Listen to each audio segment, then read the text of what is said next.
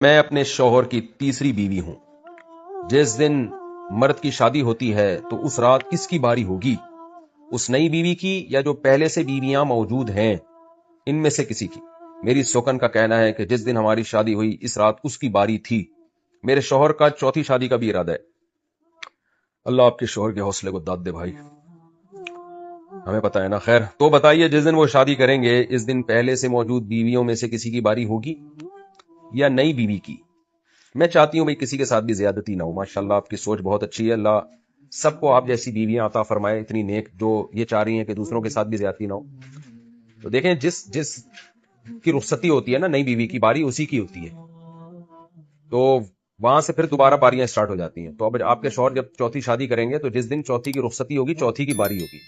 اور حدیث میں آتا ہے کہ جو کماری لڑکی ہے نا، جب اس سے اگر نکاح ہو تو 1 ہفتہ اس کو دینا پڑے گا شوہر کو، یعنی 1 ہفتے تک اسی کے پاس جائے گا۔ اور اگر کسی طلاق یافتہ یا بیوہ سے شادی کی ہے تو کنٹینیو 3 دن پھر شوہر اسی کے پاس جائے گا۔ تو جب بھی ایک مرد دوسری یا تیسری شادی کرتا ہے تو اگر کسی کماری سے کی ہے شادی تو 1 ہفتہ اس کے پاس گزارا جائے گا، حدیث سے یہ بات ثابت ہے۔ اور اگر طلاق یافتہ یا بیوہ سے شادی کی ہے تو پھر 3 دن کنٹینیو اسی کے پاس۔ اب جو 1 ہفتہ اضافی مرد نئی بیوی کے پاس چلا گیا تو پھر یہ جو اضافی مرد نے 6 دن نئی بیوی کو دے دیے، دن تو اس کو ایک ہی تھا نا، اضافی 6 دن دے دیے، تو کیا یہ اضافی 6 دن پھر باقی دونوں یا تینوں بیویوں میں ڈیوائیڈ ہوں گے؟ تو احناف کے ہاں ڈیوائیڈ ہوں گے، باقی تینوں ائمہ کے ہاں ڈیوائیڈ نہیں ہوں گے۔ تینوں ائمہ کہتے ہیں بھائی حدیث میں تو آتا ہے کہ جب نئی بیوی آئے گی تو 1 ہفتہ اس کو دینا پڑے گا، تو 1 ہفتہ اس کا حق ہے، وہ کسی میں ڈیوائیڈ نہیں ہوگا، یعنی 1 ہفتے کے بعد پھر نئے سرے سے باریاں شروع ہوں گی۔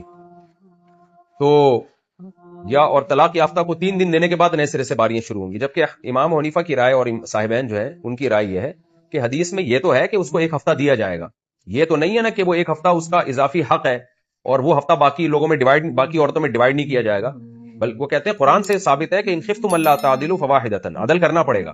تو عدل میں نئی اور پرانی بیوی میں کوئی قرآن نے فرق نہیں بیان کیا۔ تو احناف کا اصول ہے کہ قرآن کو ہمیشہ حدیث پہ ترجیح دیتے ہیں اور حدیث میں ایسی تعویل کرتے ہیں کہ وہ قرآن کے مطابق ہو جائے۔ تو احناف کا یہ موقف ہے، حنفیہ کا، کہ قرآن نے کوئی فرق نہیں کیا ہے نئی اور پرانی بیوی میں، تو 1 ہفتہ نئی بیوی کو دیا تو جائے گا، لیکن اس میں 1 دن تو اس کا اپنا ہوگا، اضافی 6 دن گریوی کے ہیں، تو وہ 6 دن جو ہے وہ باقیوں میں پھر اضافی ڈیوائیڈ کرنے پڑیں گے، یعنی وہ ان باقیوں کو وہ ٹائم دینا پڑے گا، یعنی رات گزارنی پڑے گی تاکہ برابری ہو جائے، نئی اور پرانی میں برابری ہو جائے۔ تو اس لیے ہم اسی پہ فتویٰ دیتے ہیں بر صغیر میں، چونکہ فقہ حنفی کو فالو کیا جاتا ہے اور دلیل بھی بڑی مضبوط ہے قرآن کی آیت کے مطابق۔ تو اس لیے جب بھی مرد کی کوئی نئی شادی ہو، کماری ہے، تو 1 ہفتہ اس کے پاس اضافی گزارے، اور طلاق یافتہ ہے تو 3 دن گزارے، لیکن وہ 1 ہفتہ پھر اس کو قضا یعنی بعد میں نہیں ملے گا، اس کو جو 6 دن اضافی دی ہے نا وہ پھر اس کی باریوں میں سے مائنس کیے جائیں گے۔